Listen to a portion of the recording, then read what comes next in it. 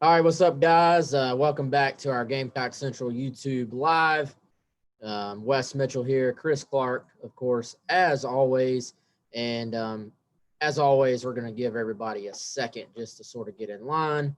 And also, that will give me a second to post our links. Every single one of these videos, obviously, are on YouTube, but we post them on our message boards and on our front page and on Twitter and all that good stuff as well. So while we let everybody get in, that will also give me a moment to let's see, get everything sort of fired up and post these links everywhere so we can get as many people on as possible.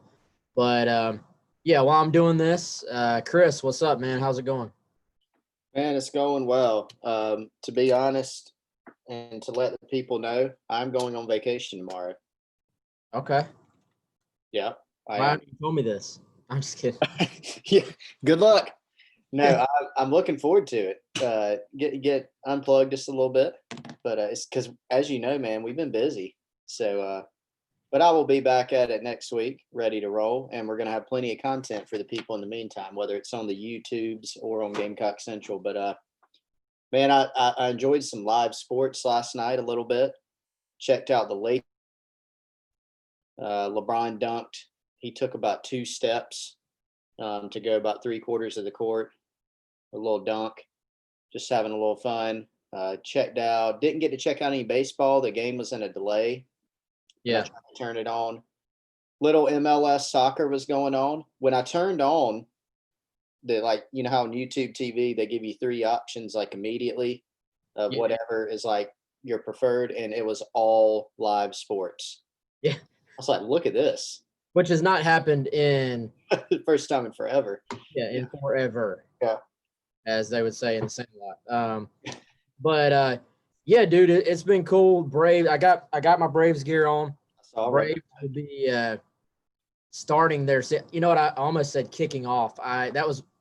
Dude. Honestly, I don't remember. I don't remember anything from being in school. Like I was thinking the other day, I was like, man, I should have paid more attention when I was in school and in class. But Yeah. one of the only things I remember from journalism school was actually not to mix those words. Like people will be like, oh yeah, basketball season kicks off. Well, no, only football season kicks off. Basketball season tips off. Baseball season, I guess, first pitch is off or something. I don't know. But so first pitch for the Braves today, 4:10. So I'm pumped about that, and just pumped, man. I was doing Pearson's show on 107.5 today, and he was like, man, it actually feels a little bit normal, and I couldn't agree more because now we still get these reminders. I mean, if you turn on the game, the crowd noise is piped in. It's still a little bit just weird. It's an odd feeling. It's like your brain has to sort of catch up for a second when you see a Major League Baseball game going on in this massive stadium and there's nobody in the stands. So there's no getting away from it. But MLB and ESPN had a really cool video, about the return to play and just about how, we can get back these 2 to 3 hours as just sort of a way to get away from the fact that we are still in the middle of a global pandemic.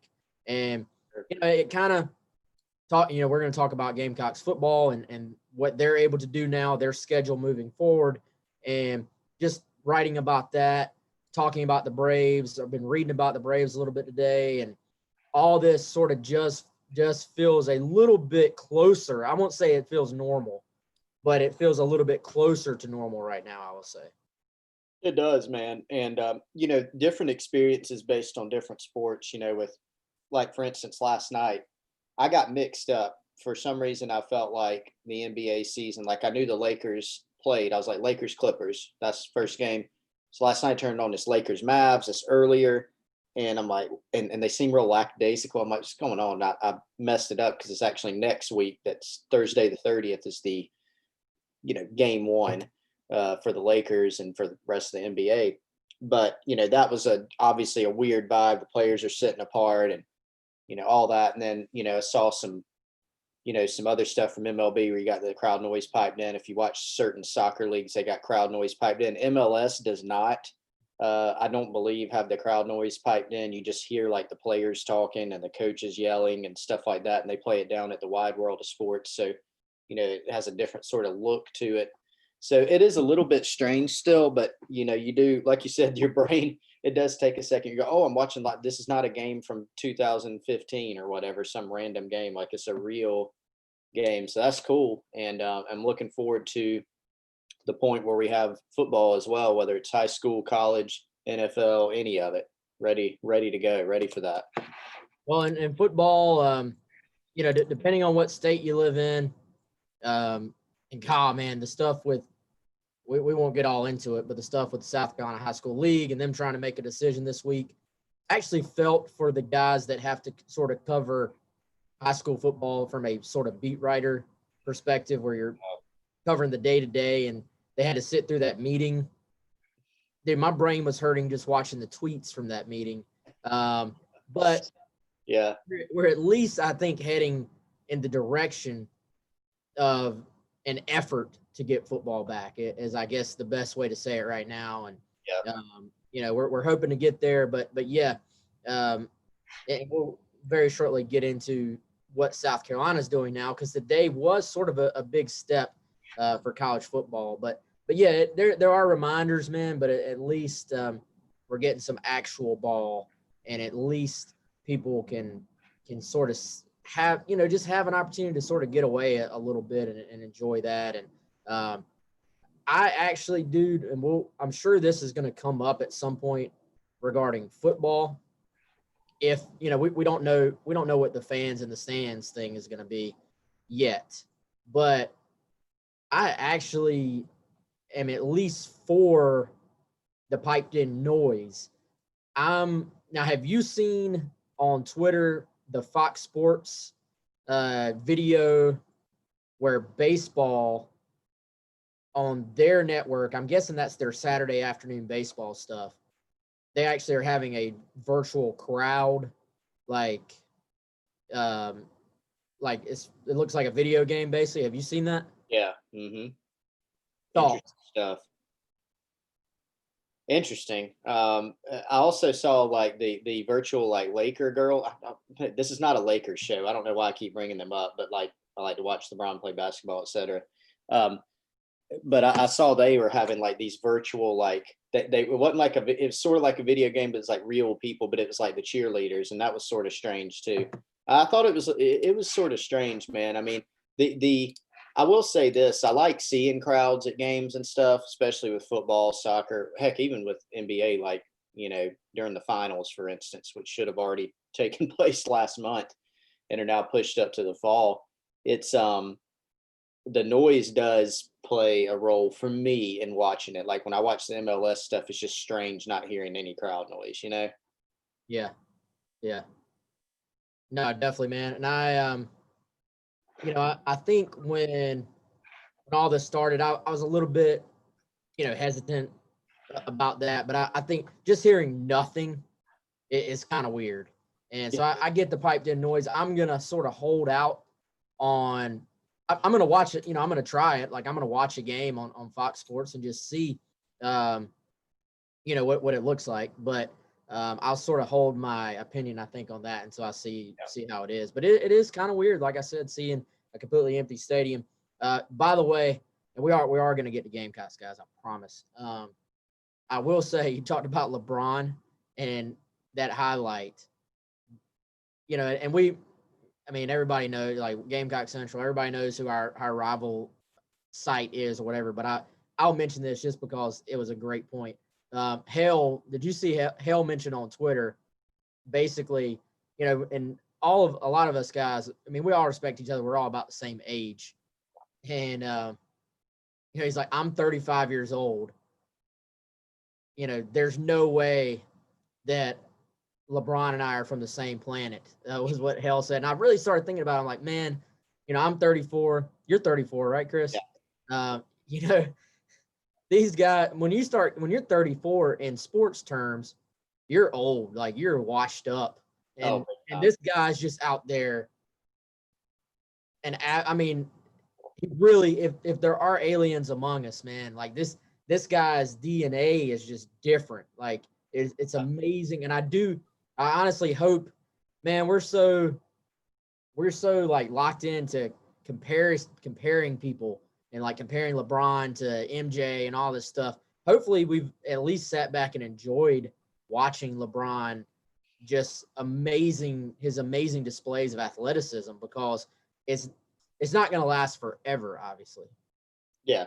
No, I mean, there's some of those guys who are just freak athletes that come along every now and then that are just pretty awesome to marvel at, whether it's, Bo Jackson, to go back a little while with the stuff that he could do, where, I mean, there was that story a while back about Bo Jackson, like diving or something, like didn't know how to dive, messed up the first couple of times. I can't properly credit whoever did it. And then, he like just teaches himself how to dive. He's doing all these crazy stuff. I mean, he could just do anything, or, a guy like Deion Sanders or Jadeveon Clowney for Gamecock fans. And LeBron certainly falls in that category, that no matter where you are on what he says or does or how good you think he is, he's an awesome athlete. And he's definitely really, really good at basketball. If anybody denies that, then, probably shouldn't be watching the game. But he's pretty incredible, man. To watch what he's continued to do, how healthy he's been able to stay, during his career, and how long he's played at that high of a level, and just the athleticism that he's kept is absolutely insane. So it is fun to watch, and it definitely makes me feel bad about myself. I'm right there with you on that. All right, so let's talk some Gamecock football. I appreciate everybody who's joining us. Got a few folks on here already. So basically, if you're on Gamecock Central, if you're watching this on the embed, if you're on our forums, you can post a question in the actual thread. If you're watching this on the embed on the front page, just click through to watch it on YouTube. And then if you throw a question in the chat, then we certainly will get to that and answer your questions as well. So anybody that's on the chat already, pop in, say hello, tell us where you're watching from. And, like I said, appreciate everybody joining us. We do have an early question, and it's from J-Dub. He says, if Colin Hill gets the starting job, should we be worried about the future at the position, or is he a legit talent that's ready to come in and lead us? What separates him from the other quarterbacks? Yeah, good question there, J-Dub. And I will say, there's been a lot of Colin Hill talk lately. I don't really think this should be a surprise. Like, I feel like we've been saying since Colin Hill got to South Carolina that he was going to compete and potentially push for the starting position. So, I believe the way we said it when we first got here is he's not transferring to South Carolina just to sit the bench and be an additional quarterbacks coach. This guy came in to play, and he has the ability to play. Injuries have kept him from being in a position to play a lot at Colorado State, but the talent is all there. So, yeah, and I mean, we all know why Colin Hill has gotten more headlines lately, as far as there being a report out there about it. But I feel like, everybody that's paying attention should know this has been the case for a while, and we've been saying this is the case for a while. The kid, he's like 6'5". He looks physically like a traditional like NFL quarterback from a size standpoint. Now, is he going to be able to run, extend plays necessarily like you see in your more modern day offenses? I would say that's not going to be his skill set. But you're talking about a big armed kid, throws a really nice touch, beautiful pass, catchable pass.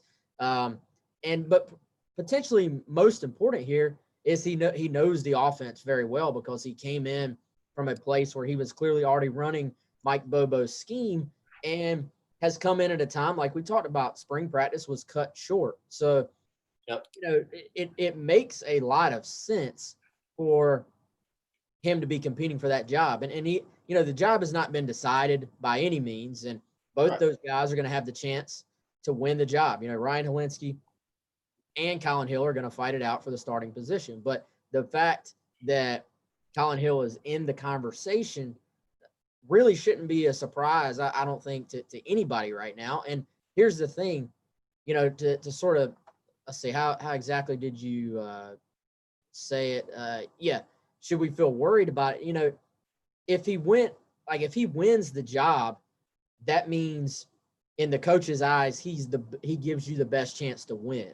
So if he wins the job, then that means he's beaten out some pretty talented kids to get to that point. So I don't think it's a worry if he wins the job. I think that just means he did what he needed to do to take that spot. And competition is always important. All right, we got another comment. Colin, I'm going to get to you in a second, but another comment on this from Will McM. Helinski should get the start. I expect to see a huge jump in his performance. Our offense last year became still once everybody figured it out. I think should get the start is a little bit strong. And Chris, I'm gonna let you talk because I feel like I've just been rambling here for the last minute. But I don't think anybody should get the start. I think competition and at South Carolina, I think we media, fan base, et cetera, we sort of had this thing, I feel like, where it's almost like when Carolina gets a highly regarded, highly recruited guy at a certain position, we're like, that guy has to be the guy. And then if South Carolina gets another highly recruited guy at a position, we're like, well, what happens now? Like what? That's the way there's supposed to be competition. Right. If you look at the teams that are winning year in, year out, there's competition at every single position. And there's dang sure competition at the quarterback spot. You want somebody coming in every year to compete for that spot. So, if whoever wins the job should be the starter, it shouldn't be based on paper that Helinski played last year or that Helinski's highly recruited. And it shouldn't be based on what Colin Hill did at Colorado State either. It should be based on who gives them the best chance to win right now. But competition is never, ever a bad thing. And I think as a fan base and as a media, as a collective here at South Carolina, we got to get it through our heads. You want to continuously recruit guys at where you stack talent at positions, not just have one guy and be like, this guy's got to be our guy for 3 or 4 years. Yeah, and I mean, this thing's been interesting. So to go back to one of the first things you said on the last question about, like, this isn't some deal with Colin Hill where, he's maybe better than they thought or better than we thought, or, Ryan Helinski must be sort of slipping or they don't have as much confidence. No, it's like it's been there. Mike Bobo brought him in for a reason because he likes what he's done. When he was healthy at Colorado State, he did some really good things. But he didn't bring him in like just to hold a clipboard, like he thought that this is a guy that they either could rely on to actually play if needed or even start. Now there's been some ebbs and flows to it along the way. You remember, like, before spring ball, Wes, we heard a lot of stuff about Colin Hill, and that was reflected. I mean, I just pulled up 3 of your reports, one from February, one from March, and this one is from June, last month. And the one from February says, I've heard a lot of feedback on his ability as a passer and the belief he's going to push Helinski this offseason. Then you go to March, the quarterback room could find itself in a good, position. I fully expect Hill to push Helinski once he's healthy, because remember, he wasn't healthy. Hill was going to miss spring ball anyway. And then last month on the 20th, Colin Hill shouldn't be counted out in the quarterback battle. He's a talented kid, so you're exactly right in that, you've been there in saying, hey, Colin Hill is in the race. He's in the running. Now, I will say before the spring, we heard a lot of Colin Hill. Then we got to spring ball. Ryan Helinski played, from what we've heard from multiple people, Wes, played really well in those 5 spring practices. Helinski had some good practices. Colin Hill was not on the field, so there wasn't an actual comparison that you could actually make there. And in the recent weeks, we've heard even more about Colin Hill. That probably coincides with the fact that he's been full go. He's been back, been doing play run practices, all those types of things. They can get out on the field and throw with each other. And now they're back in the OTA style stuff. Maybe we'll hear a little bit more behind the scenes. So I think it's going to be a battle that continues. But the Colin Hill like notion that he could play or heck even that he could start is definitely not something new. This is a kid that he's certainly battled the injury bug, but he's a big kid who knows exactly what to do within Mike Bobo's offense, and he can throw the ball. I mean, you watch him throw the ball dating back to high school, going back to Colorado State. He's got a big arm. He can place it. He throws a pretty pass. So he's got some talent. So it'll be really interesting to see how it plays out. And I think it's good to have a couple options that you feel good about, and some people may say on the surface, well, I think Ryan's the guy, or I think Colin should be the guy. And that's fine. But the reality is it's probably going to get sorted out in preseason, maybe even during the season, but having more than one option at your disposal is I think a quality thing. Heck, Trevor Lawrence didn't start out the season for Clemson as a true freshman, and they made that switch, and I think it looked like he was the best guy, right? I mean, when you look at it, so you never know how it's going to play out, but Hill certainly has some things that could work in his favor, and I think it might end up being a close battle with that. Yeah, competition is always good, and hey, maybe Colin Hill, now that he is, and I've heard he's 100% or close to 100%, like he's there, and maybe it plays out where Colin Hill comes in, pushes Ryan Helinski, and then Ryan Helinski raises the game, and says, "Hey, this is my job. I'm the quarterback here. Yeah, we can't see the future, like it's gonna play out, and none of what we're saying is a shot at anybody. It's just, I thought it was worth pointing out that none of this should be a surprise. That it's gonna be an open competition. It's gonna, I think, be kind of fun to watch. And dude, we saw last year, you have to have multiple guys at that spot. Because somebody at some point is going to be banged up at the very least, it seems. So, you got to have multiple guys, and we'll see who wins. But, when you have talent, and then, you know what, you've got young talent waiting in the wings and Luke Doty, then you have a guy like Colton Gauthier who's coming in next year. I mean, that's the way it's supposed to be. You're supposed to keep rolling in talent and go from there. All right, Colin Taylor. All right, so I was talking crap about Colin during his appearance with the JB and Goldwater show about the Cubs. So Colin says, if the Cubs win more games than the Braves this year, I get an extra week off. To that, I say, we have tried to get Colin to take extra days off. Yes. Instead, Colin, take off Mondays. Give yourself an extra day off.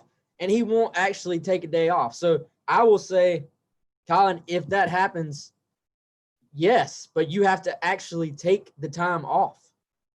But the Braves are winning more games anyway. Oh, easy. Yeah. And to that, I will say, if the Braves win more games, Colin, you have to take me out to eat. You have to pay for it, but I get to pick the restaurant because your food takes are trash. So if the Cubs win more, yes, extra week off. If the Braves win more, we're going to the restaurant of my choice, but you're paying. Chris, you can be the official judge, or you're the witness of this. Yeah, I'll witness it. Done. Notarized. All right, here we go. We got another question. Rutledge 123. Appreciate you joining us again, man. I see. It's always good to see new names, and it's always good to see names that we've seen before pop up on here. So got some continuity here. What do you feel is the impact of the Paul Jackson hire? How do you feel he will set the team up for success? Do you think he'll be able to get the guys ready in time with the break? Chris, I'll let you hop in on that one. I think Paul Jackson was what this team needed to reset from a really disappointing season. Sometimes I think I'll steal this from you, Wes. I think you've just put it in the past. Sometimes you just need a new voice. You need some fresh blood. And I think that's exactly what Paul Jackson brought. He's a guy that he's really, gosh, I hate even saying that. Strength coach is energetic. Duh, most of them are. But I mean, you know, he connects really well, I think, with the kids. That's always sort of been the book on him. When you look at his career trajectory with where he's been, you know, early in his career, he had a couple of like shorter stops, but the teams like randomly improved a lot that one year, you know, that he was there. And then even when he got to Ole Miss, you look at what they did, like in combine settings, some of the athletes they produced. Everybody talks about DK Metcalf and how he looked. You know, he had 0% body fat or whatever. But you know, some of their other guys, just how they ran and, you know, physically what they look like, skill positions. You know, that was pretty impressive stuff. And so he brought a different philosophy with a lot more. He's really hands on, you know, with the players, with what they do. He's got a speed background, training at the Parisi Speed School. And so there's going to be more emphasis on, and has been more emphasis on more like football related speed movements and training the team to get faster. You know, how can you get faster? What's the science behind it? And let's go do it now. So I think it's been a maybe sort of a modernized approach and a different approach that I think is good for this team, aside from just having a different voice and just having the team respond to it. All the reviews that we've heard from the time that he got here until now have been good. And so I think, you know, obviously these are unique circumstances, but everybody's in the same boat with it. And I think the job that he's done so far has been pretty good. That, again, that's just one component of it. You got to recruit, you got to train, you got to, you know, develop and coach. But certainly the weight room and the conditioning development's huge. So I've heard a lot of good things, you know, about Paul Jackson and what he's done so far. You know, I think the speed work is a major emphasis, like you said. And I tell you what, guys, if you're watching and you are and you're on Instagram, and I'm assuming if you're a big YouTube person, everybody's got all the social medias now. If you're on Instagram, follow Paul Jackson at Coach P Jackson. He actually shares a lot of stuff on there, either on his stories or on just videos that he posts, and gives you like an actual little sort of behind the scenes look at what they're doing or what they have been doing in their strength training and conditioning. And let's see, y'all give me a second. I may be able to show you some of this stuff. The beauty of doing this on Zoom, Chris, is that it makes it very easy to share. All right. Yep. Y'all bear with me. All right. Can you see that, Chris? Yep, I got it.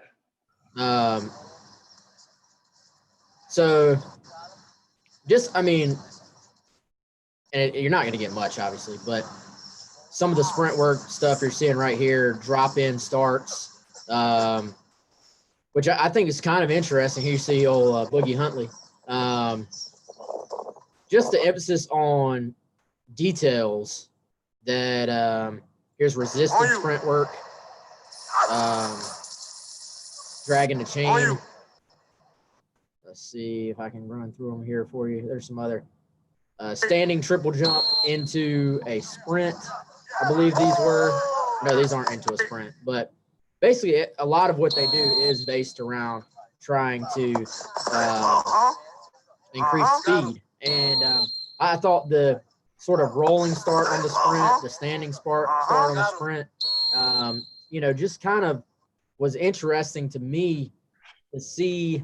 I mean, if you're a football player, you're not always going from 0 to 60 from like a set position. Sometimes you're changing positions. You're having to jump, hit the ground, and run. It's a game played where agility and change of direction, but then getting back to full speed are major parts of what you're doing. So Sure, you can somehow simulate that in your workouts. To me, that's that's important. I'm sure every strength coach in the country has stuff like this that they're doing, but if you want sort of a more specific background and seeing exactly what they're doing, his Instagram is actually, I would say, really cool and really helpful. and the other thing is, man, is some I don't even know if I'd go with a lot. I probably would. Definitely some of this stuff that they've done, especially like the speed training stuff, is stuff that they were not doing in the past. And so, again, if you look at the results and you say, hey, maybe they should try something different, new, more effective. You look at some of these things that they're doing, and they've also changed their training style. I mean, when you look at some of the lifts, I mean, every team's going to power clean, every team's going to squat, but the devil is in the details a little bit about how are you doing that, how are you teaching it, how on the guys are you about it? Is it just about, for example, is it just about moving a ton of weight to say that you've moved a ton of weight, or is it about maximizing what you're getting out of each movement? And so when you hear Paul Jackson talk and you see some of the things he does, the emphasis isn't to say, I squatted 600 pounds. Well, that's great. Can you play football? Like, are you good at football? And so if you are squatting, if you're using the squat to make you more explosive football player, that's where you need to be at. And so I think there has been an emphasis on that. And so again, a lot of positivity regarding that aspect of just training. All right, let's see. I think we had another question on here. Let's go back. Okay, yeah, with Zaquandre White news coming out, hopefully sometimes this weekend, where do you see him sliding with the team? His highlights are hard to find, but what type of back is he? Yeah, and for those who aren't subscribers or just sort of joining us, it's looking like this Sunday would be the projected date for Zaquandre White to arrive at South Carolina. Everything I've heard looks positive on that to happen. They are sort of going through, there's a process to everything. It starts, first of all, got to complete your coursework. Then you have to send it in. Then the school being South Carolina, has to process, all that work and officially accept him. For everything I've heard, everything looks good, but they're in the process of processing his final academic work. And then the plan is, the hope is, the schedule is for him to arrive at South Carolina on Sunday and then get started with the team as soon as possible. So, I think, first of all, the thing to remember with Zaquandre White is this guy is a redshirt junior.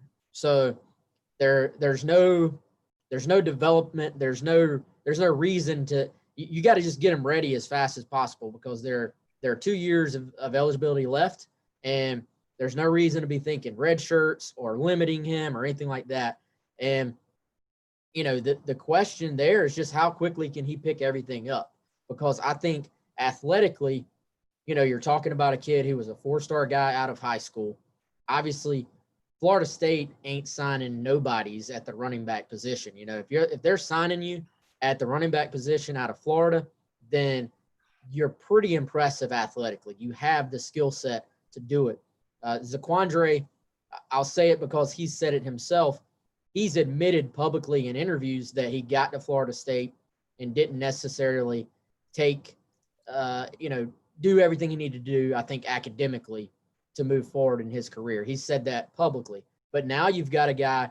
So my point in saying that is, I don't think it was the talent that held him back at FSU. Then he gets moved to linebacker, actually plays some there, had some stats, had some tackles at linebacker. That maybe, Chris, speaks a bit to his toughness. I think you're not playing linebacker at this level if you don't have some level of toughness with you. So he goes to JUCO. A lot of people had him as the number one junior college running back transfer for the class of 2020. He comes in. My expectations for him, Chris, are for him to compete, for that number 2 spot. I think realistically, we all know every position's open. The starting spot is open, blah, blah, blah. But I think chances are Marshawn Lloyd is the dude there. But right behind him, it's wide open. As far as what type of back he is, maybe you want to speak on it more, Chris. To me, this sounds like a cop-out answer, but to me, he's a little bit of an all-around back. He's got some speed to him. He's got some power to him. He runs hard. He makes plays. I think he's a guy you can get in space who can run away from people. Really, he looks on film like a guy who can do a bit of everything. Yeah, I'm with you, man. Hey, Wes, do you mind? I don't know if you can do this quickly while I talk. can you let me share my screen? Because I've got a couple things that I Yeah, you want. should be good now. All right, cool. So here's one thing I was going to show the audience. I was going to let them look at, if I can do it here quickly. Yeah, so you see that, Wes? Here we go. Yep. So here's Zaquandre White. This is his Iowa Western profile. I just wanted to give some context, let people, look at a picture of him, see his size. These are his stats from last year. So at Iowa Western, they had at least one other back, maybe two more, who were good players. So you look there, I mean, 6.5 yards almost to carry, 10 touchdowns. This is something right here, the fumbles. I mean, he only had two and lost them, but I think he's got to clean that up a little bit. When you just watch, I've watched some of his film. I actually found a little bit of JUCO film on him. I'll see if I can pull it up in the meantime while I'm talking, because I linked it on the board a while back. But he's got to clean up the ball security. I think that's something Des Kitchings will work with him on very quickly on, and probably can get that corrected. But he's got some burst to him.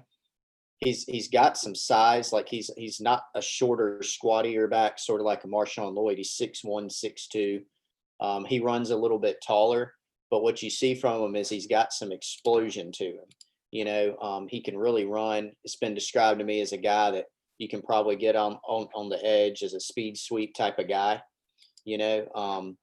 and I think when you look at his skill set and you look at his film and what he's done, that's what you see, someone who can maybe hit a couple home runs for you potentially. Maybe not, you maybe don't think of him as the every down type back like you do with the Marshawn Lloyd. But nonetheless, a guy that I think could come in and play. Now, the question for me, Wes, is what you hit on. How ready is he mentally and also physically? We saw even last year, man, Tavian Feaster, who played at Clemson, is a guy who can really run and was in shape. But even he, in the layoff between the summer where he was still working towards his degree at Clemson and then getting to South Carolina, you remember he arrived a little bit late. He even had to work himself into shape, which he did pretty quickly. And then he was able to go and play game one and be fine and had a good year for Carolina. But I think those are the two biggest questions, just mentally, how ready is he? And then physically, does he have a learning curve with not having been on campus working with Paul Jackson for this amount of time? Wes, let me see if I can real quick show. So this is going to be, can we all see this? Yep. So here's a clip of Zaquandre. This is from an Iowa Western game. I guess last year they actually lost, but here he is right here. You see the ball security I'm talking about? Might have to fix that a little bit, but there's a couple more clips here that I'll find. Here he is. You can see the burst right here. He's got that burst through the line just initially where he can go. You see, he makes a guy miss. He gets in the open field and he almost scores here. Gets inside, I think, the 5-yard line, the 10-yard line. So, just a quick look there at him. And even you go back to his high school film, he did some impressive stuff. But a guy that's got talent, man. So I think it'll be really intriguing to see how quickly he can sort of get up to speed. Dude, I'm not so sure. We were talking, somebody asked us about kickoff returner. Yeah, maybe. I'm just, watching the film and thinking about it right now. Shi Smith's going to be so important to that receiving core. I think Shi is maybe your best thought as far as kickoff returners go. But, dude, watching him and the way I've always looked at kickoff returner, like Zaquandre's got a little bit of like a long stride to him. Like when he gets in the open field and like the top end speed is definitely there. I always looked at punt returner as being more of like a short area burst, your Ace Sanders, quickness, agility. And then I've looked at kickoff returner being more maybe a long stride guy. You can actually catch the football without a guy in your face, build up speed. And it's more about hitting an alley, and being able to maintain your speed and being, quite frankly, tough enough to just sort of fly in there knowing you might get popped. Watching the film, I wouldn't be surprised if he's not a factor at kickoff returner as well, just a way, because that would be an area, a way to get him the football, a way to fill a need.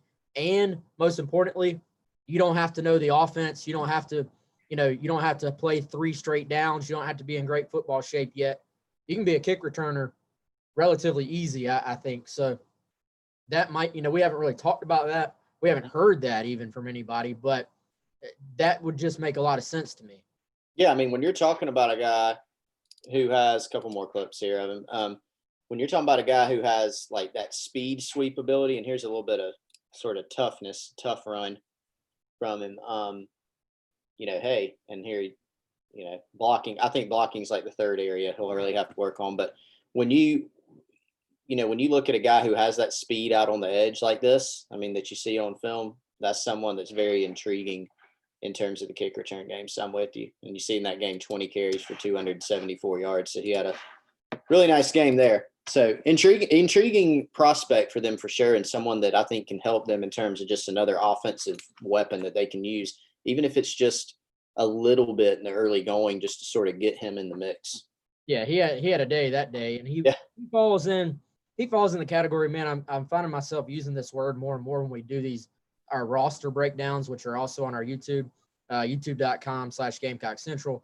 If you're already on here, please hit the subscribe button. But I'm using the word wild card more and more, and I think there are several wild cards within this roster where you say, circle that guy. Yeah. Who knows necessarily what's going to happen, but circle it as a possibility, circle it as a possible difference maker that could maybe change, frankly, change the fate of the season. I put him as the wild card in the mix at running back, just like I think I said Jalen Dickerson is the wild card at safety. If he can, the ability is there for him to, I would say a wild card is a guy who could potentially, you're not predicting it, but could potentially change the outlook of a position group, which then potentially changes the outlook of your season and can be the difference sometimes in winning and losing. So, because I think, man, we've talked about it. Marshawn Lloyd, if he's healthy, he's going to be the starter day one, but there's still a wide open competition, I think, for the number 2 spot at running back. So it is going to be wide open there, and Zaquandre will have just as good of a shot as anybody of taking it. All right, hit a few more questions. Appreciate you guys joining us and hitting us with your questions. We have a lot of good questions so far. Graham Hatfield says, are there any more small-town South Carolina guys like a TJ Sanders, for example, on the future recruiting boards? I love getting the lesser-known guys, the local guys. That's a good question and a good point, Graham. I think, as long as you and I have been doing this, the small-town South Carolina, under-the-radar dude pops up every single year. And it'll be to varying degrees. Sometimes the guy ends up with an offer list like TJ Sanders. Sometimes they remain a little bit sort of under the radar. Sometimes they blow up even more than TJ Sanders did. But, you and I have both talked a ton. Anybody who pays attention knows we love what TJ Sanders brings to the table. As far as a guy to what, is there anybody that stands out yet for you for 2022? I mean, the thing about these guys is generally they don't pop up until they do. It's like TJ Sanders. One day you and I heard, hey, watch out for TJ Sanders, and then I think it was a day or two later he had a South Carolina offer, South Carolina led, and then they obviously end up getting the commitment from him. But sometimes we'll get an idea of guys to watch. I know with your Palmetto Preps work, you get an idea of some under the radar guys, but generally it's kind of funny, man. A kid will just pop up, word will start spreading, and then once the first big offer hits, it's like all the other schools start circling and like, man, we got to look at this kid again, or we got to look at this kid for the first time, and then they blow up. So yeah, I will first answer that question by saying I would bet my job there's a 2022 that we're not talking about yet. Yeah. Who 1 year from now will either be committed to South Carolina or committed to some FBS school, as an in-state prospect. Do we know who they are yet? I don't know. Yeah, and I think so. That's the question for me is some of these guys that are sort of on the radar in the 22 class, do they sort of take that next step to get to like a South Carolina level, like an SEC Power 5, type of level? And I think it's still a little bit early to know that. And one reason that it's a little early to know that in this cycle in particular is just the lack of camp period. I mean, we have not seen nearly as many guys. I mean, not even close from the next, even from this class, but the next couple classes that we would have seen in camp, whether it's at Rivals Camp Series camps or some private camps or, 10 days of South Carolina's camp where a few thousand prospects come through. And we typically see, I don't know, how many good guys that are relevant do we see? 100, 200, maybe. So when I look at it, man, I don't know if there's like a smaller town guy from the 22 class that I could pinpoint. I don't think there's one in 21 right now. The one guy from 21 to watch, who we already know about though, is Elijah Davis from Wagner Sally, but he's already been on the radar. I mean, he got a South Carolina sort of conditional offer last year and may be a guy that they end up placing and sort of monitoring for the future. I have seen him in camp. He's got, I think, a pretty significant upside. He would probably fit that mold, but he's going to be a guy that ends up going the junior college route. So not this cycle. The next couple cycles, it's hard to pinpoint, maybe one or two guys of, hey, I think this guy will blow up, because there are a lot of guys. I mean, we got a watch list for 2022 guys on Palmetto Preps right now. And I mean, it's got, 40, 50 guys, and some of them are smaller town guys, but I couldn't say they come out of nowhere because they're already sort of on that list. So I guess that's a long-winded way of saying nobody right now for this class, but I'm with you. This will probably be somebody that pops up, whether it's 22 or 23 class, that ends up being a guy for someone. Well, and like you said, dude, the fact we haven't had camps, I would say there's probably an even greater chance of that happening this class than any other class. And in the other classes, it almost always happens. So, yeah, I think you look every single year, you can go back and find guys that have sort of popped up. And I will say this 2022 class is already, if you're just going off of offers and interest and how highly recruited guys are, it's already well ahead of where 2021 was at the same stage, as far as having some guys that, are actually, Chris, already sort of past that regional recruit level. And some of them are in the national recruit level if you start to look at these offer lists that are coming in. So 2022 class should be fun. We're going to be limited, I guess, it seems like, in the number of games in high school. But I'm looking forward to going and seeing some of these 2022s if we're able to make it happen and make it work and see them in person. Because 2022 class, I think we talked about 2021 being down quite a bit in state. 2022 is already in a good spot without even knowing who else is going to emerge. And some of that is just like the guy who posted the question said, some of that's small town. Maybe recruiters haven't been by there yet. This year, maybe a guy hasn't been to camp. And sometimes guys just bloom at different rates, Maybe a guy adds 3 inches or 25 pounds or whatever. So it's always something to monitor and keep an eye on. All right, Will's got another question. What are the expectations for Burch this year? Will we see him periodically or part of the normal number 2 group playing every game? I would say, the latter part of your question there for me is maybe at the very least, in my opinion. What I mean by that is I think there's a very good chance he's at least the number 2 guy at the Buck. You look at, I go back to when Will Muschamp was asked about the defensive line and the Buck position this offseason, sort of during quarantine. Not many guys came out of his mouth at the Buck position. And obviously, you got some guys coming back. You got Brad Johnson back. He's going to be, I think you almost always give your veterans, you give your upperclassmen a chance to win the job first. And Brad's a little bit of the forgotten guy. But, if you look past him, there's a real opportunity there for Jordan Burch to come in and play, at the very least, to be the number 2 guy. Then who knows, man? He maybe just even pushes for that number 1 spot. Yeah, athletically, I think he's going to be the most talented guy on the roster from that standpoint immediately. But obviously, a lot more goes into it.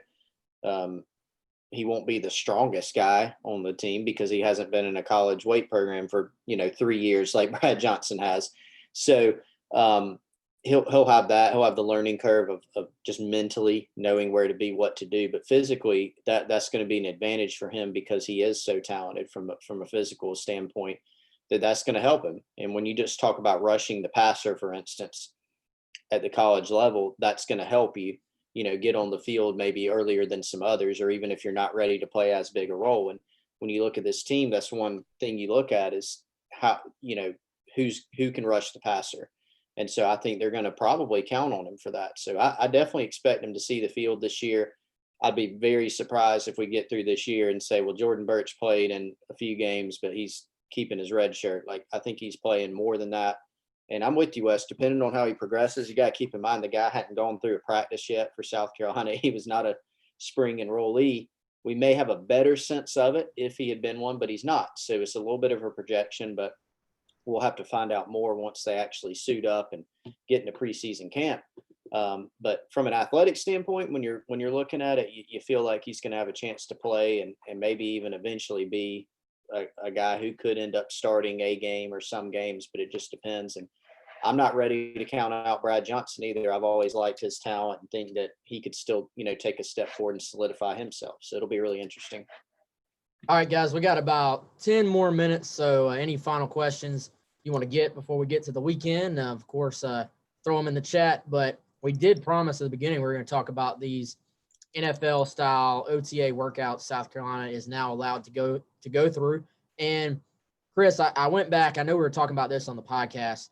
I found the NCAA release talking about exactly what South Carolina is able to do and exactly what has changed.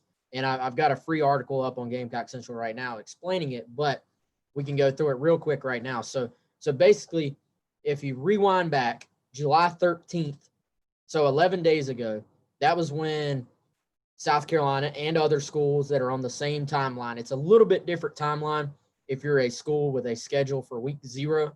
But for any regular week 1, that's September 5th kickoff against Coastal Carolina. For any of those schools, July 13th to the 23rd, obviously yesterday, that was when they started the more, before they were able to do voluntary workouts. This gave the coaching staff basically the ability to actually meet with the team in person and start like mandatory type workouts. So what that allowed was 8 hours of weight training, conditioning, and film review per week. So that went on for, 10 days. I think I said 11. But so today, the 8 hours, which are the quote countable athletic related activities per week, that goes to 20 hours per week with no more than 4 hours per day. So you bump it up from 8 to 20. Also now that can include per week 8 hours of weight training and conditioning, up to 6 hours of walkthroughs using a football, and up to 6 hours of meetings, including film review, team meetings, position meetings, one-on-one meetings, etc. So during the 14-day period, you have to give your guys at least 2 days off. So you're talking about basically six out of the 7 days you are working, and then 6 out of the 7 days you're working. But I think looking at that and sort of breaking it down exactly what's allowed, it's really smart. I think it was a great move by the NCAA. I know we don't say that sentence very often, but I'll give credit where it's due. This 14 days essentially acts as a transition period from the weight training and conditioning part of the summer into the full-on preseason camp part of the summer, which starts being allowed on August 7th. So I think the key takeaway there, Chris, is the up to 6 hours of walkthroughs using a football. Before, could you get on the field? Could the quarterbacks get the receivers out there? Could they go throw around? Obviously, yes. But what this part allows is for the offense to get on the field, to do a walkthrough with the football present and with the coaches present, which means you can correct. You can talk about why a play is the way it is. You can talk about what you did wrong, what you did right in real time. So to actually be able to go through the walkthroughs right now, I think is the biggest aspect of this 14-day window, as far as, especially if you're a team. Most teams missed a lot of their spring practice. this is essentially replacing that. If you're installing a new offense, shoot, man, if you're Missouri or Arkansas or one of these schools that's installing a new offense, a new defense, a new special teams, this is critical time for you to start to install on the field. We know they've already mentally installed everything, but to actually walk through it on the field. By the way, did you know Coastal Carolina got through their entire spring practice before everything shut down? I don't think there's many schools that can say that. Wow. Most of them got shut down. I think the 2 weeks is key. I think it's smart, and I think it's something that may not go away because it just makes too much sense, even in non-coronavirus times. Yeah, maybe they keep it, so, keep spring ball, summer, transition into this, transition into preseason camp. I do think it makes sense. I mean, the NFL does it, with the OTA style stuff. So, yeah, it probably does make some sense to be able to get out there with the ball. Like, I think you hit on all the key points, just being able to have that face-to-face instruction on the field between coaches and players, particularly with schools, which it is most of them. A lot of schools had no spring practice, and you go from either no spring practice or really limited spring practice. And hey, whether or not you're installing a new offense, defense, special teams, or just one of them is valuable time. But especially for, you mentioned the schools that are installing all new everything, but South Carolina, obviously to keep it, local, new offense. And so they got through some of the spring with it. The players can do stuff on their own in that time frame, but there's no substitute for that on-field instruction. So definitely a critical time for everyone. And all this time will be critical from now until they get into the preseason as well. Yeah, so that's exciting. I think it's another step, or I know it's another step towards an official return to the field for college football. And Christian, we got just a couple minutes left. We do have one more question I'm going to get to here in a second. But where's your head at right now? I think every week that's sort of we can talk about position groups and talk about on-field stuff and talk about who's going to play. The biggest question anybody has is, are we going to have football, and what does it look like? And it's kind of interesting. The Big 12 has already sort of, said we're going to go to conference only. And then the SEC, on the other hand, has sort of said we're going to wait as long as we possibly can.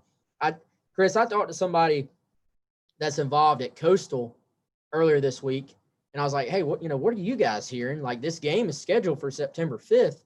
And from what he was hearing inside the football program there, said they're, much like South Carolina, they're proceeding as if they're kicking off their season September 5th against the Gamecocks at Williams-Brice Stadium. So Nobody from their end has been like, hey, guys, that game ain't happening.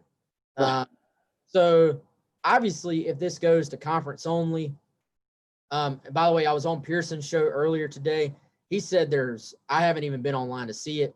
He mentioned there's a report out there that the ACC is or could be going to a 10-game conference only +1, which would be 11 games total. If the SEC does that, then their +1 is obviously going to be Clemson. So that sort of kicks this Coastal game out the door. But I think the schools are right down the road from each other. They're in the same state. It sounds to me like, from the Coastal perspective, they want to play the Gamecocks on September 5th. So where's your head at on all this right now? Is there anything new on your end? Yeah, it has been. We talk about this every time, just how things shift. And so, and I'm having trouble keeping up with the timeline, but, a week or two ago when we published a report that a lot of people, when I say people, that doesn't just mean me or just fans or anybody. Like bunch of random dudes on Twitter. Not a bunch of random people, like people in positions to be involved in the conversations were really concerned about the season because they felt like that things weren't trending in the right direction. And even since then, I don't know if it was just sort of getting those concerns out of the way or saying a piece on it or whatever it may have been. But I think people have realized, and I've heard that the spring football possibility, the chances have gone down. And to me, what that means is that people are sort of just going to say, we got to do this. And if we're going to, we know that not playing doesn't even seem like an option from a financial standpoint. So when are you going to do it? If you do it in spring, then you're having to count on athletic departments across the country to cover expenses all the way up until spring when they rely so much on football revenue. And you also don't have any guarantee that things are going to be any better than, or to some level that you may deem acceptable, right? And so there's a little bit more of a push now to let's go ahead and do it, and let's do it differently, but let's do it. And so that's why you're hearing all these models kicked around about, what we did report is sort of the last hope, a later start and maybe a conference only. But there has been, as part of those models, a lot of discussion about like a conference plus one. For instance, within the SEC, one that we've heard that at least some schools favor is playing like a 9-game conference schedule. And I guess you could kick that to 10 with a plus one. So like, for instance, Tennessee plays Oklahoma. Maybe you want to keep that game. South Carolina plays Clemson. We've already reported Clemson and South Carolina both want to keep that rivalry game going. They both want to play it. So do you do that? So if the ACC decides to do a plus one, if the SEC says we're good with a plus one, then you can start to figure those things out. So the winds are definitely blowing more now in the direction of, hey, might need to go ahead and play this thing. We've seen high school football in South Carolina. Skeeza's on board. They pushed it back a little bit, but they're going. High school league has pushed it back and shortened the season. It seems like that's a little bit of the trend right now. Yeah, and I understand, Chris, certainly as far as South Carolina, or as the SEC goes, I should say, everybody has to be on the same page, right? But, I mean, if you look at South Carolina's out-of-conference games, I mean, you're playing Coastal Carolina right down the road. You're playing Clemson right down the road. You're playing Wofford, and the only out-of-state team you're playing this year is ECU, which is also right across the border. So, from a South Carolina standpoint, logistically and medically, and as far as being safe, they could probably play their entire – if you're saying they could play any of the games, they could probably play all the games. But I know certainly if you look across the conference, not everybody's schedule sets up like that. And I do think, as we talked about before, man, there are logistical reasons to do this, because it also, if there were to be an outbreak, if you would have to move the schedule around, there would be a way to sort of do that within conference that would be a bit easier if you're playing conference only plus one than to completely move your schedule around within conferences, or out of conference, I should say. Yeah, for sure. I mean, and that is a big aspect of it, is the logistics. And I think people still have a fear of, administrators, coaches, whoever it may be, still have this fear that, you get everything set, there's this model in place, but then, oops, 2 or 3 teams have outbreaks, or they have to cancel a game, or they have to postpone. And so that's, that was one of the thought processes behind putting in, a conference only, or maybe, conference only plus one schedule, is maybe, you give yourself a little bit more flexibility in terms of an extra week or 2 or something like that to sort of shift things around. But definitely, I mean, the logistics are something that has to be figured out. Everybody in the football offices, they have to proceed as if we're playing, because, on time and a full schedule, because if that does happen, and you can't be caught, without that, without the preparation for it. But they're having to deal with some tough circumstances and sort of not knowing what's going on. But the decision makers have to make tough decisions right now. They have to balance the financial situation with the well-being of the public at large, the student athletes, the coaches, the staffers. There's just a lot to consider there. And that's why this thing's been so difficult to navigate. And that's why, honestly, frankly, it's changed so much with some of the thinking and some of the modeling. All right, guys, we're going to close this out here shortly. Hopefully y'all can still hear me. I do these from my office. My neighbor is cutting their grass right now. So there's 2 questions, Chris. I'm going to send them to you and then mute myself. Do you think Eric Shaw sticks on offense, or is his upside too good at buck or linebacker to pass up? I think he sticks it off on offense for now. He definitely has that ability. He showed that during the Alabama-Mississippi All-Star game last year. He played defense and did a really nice job. But, South Carolina, one of the draws for him was, playing on offense, selling him on that. Obviously, there have already been some sort of jokes that I've heard behind the scenes about, the possibility that, the offensive and defensive staff may end up fighting for Eric Shaw. But he could do either of them, honestly, and could probably excel at them. But I think for now, tight end is where you look. And I think one thing to watch is that he could rapidly become one of the better guys at tight end, early in his career. And that may go ahead and take care of that issue and sort of set that trajectory for playing him there. Yeah, Nick Muse is, I think, surely the starter at tight end, but hey, behind him, there's going to be some really high quality competition, I think, for playing time, and Eric Shaw will be right there in it. Final question here from Frederick Cooper.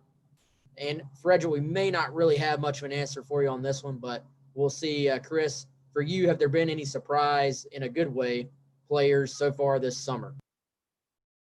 No, I don't think we have the good enough sense for that, just because, today, as we record this, is the first day of sort of those OTAs where the full team's on the field with the ball, with the coaches, and it's still limited now in what they can do. This isn't full training camp where they're out there in pads hitting each other and all that.